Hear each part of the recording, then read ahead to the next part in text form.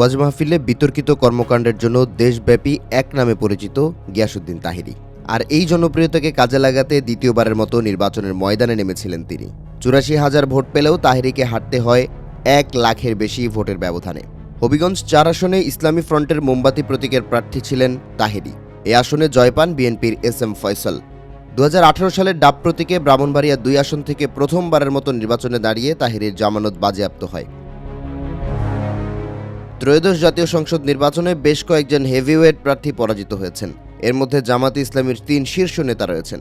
এছাড়াও তালিকায় নাম তুলেছেন বিএনপি, খেলাফত মজলিস ও এনসিপির আলোচিত প্রার্থীরা। নির্বাচনে বেসরকারিভাবে প্রাপ্ত ফলাফলে দেখা যায়, খুলনা ৫ আসনে বাংলাদেশ জামাতে ইসলামীর সেক্রেটারি জেনারেল মিয়া গোলাম পরোয়ার সহ দলের ৩ হেভিওয়েট প্রার্থী হেরে গেছেন। বাকি দুজন হলেন কক্সবাজার ২ আসন থেকে সহকারী সেক্রেটারি জেনারেল হামিদুর রহমান আজাদ এবং সুনামগঞ্জ ২ আসনে সাবেক শিবির সেক্রেটারি ও আলোচিত আইনজীবী শিশির মনির। বরিশাল ৫ ও বরিশাল ৬ এই ২ আসন থেকেই পরাজয়ের মুখ দেখলেন চরমোনাই পীর সৈয়দ মোহাম্মদ ফয়জুল করিম।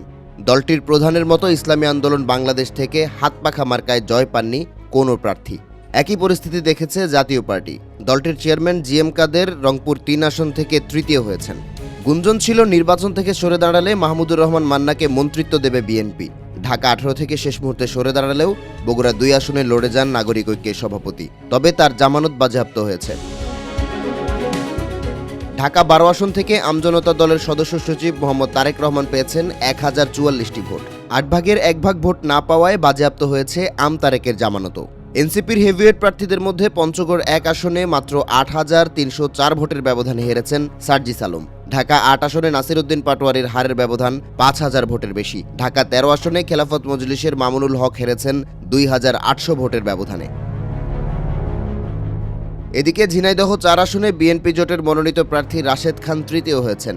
ঢাকা ১৬ আসনে মাত্র ৩,৫০০ ভোটের ব্যবধানে হেরে গেছেন বাংলাদেশ ফুটবল দলের সাবেক অধিনায়ক আমিনুল হক। স্বতন্ত্র প্রার্থীদের মধ্যে ঢাকা ৯ আসনে প্রায় ৪৫,০০০ ভোট পেয়ে তৃতীয় হয়েছেন ডাক্তার তাসনিম জারা। আলোচিত শরবত মিজান প্রায় ৩,০০০ ভোট পেয়ে ঢাকা ৪ আসনে চতুর্থ হয়েছেন।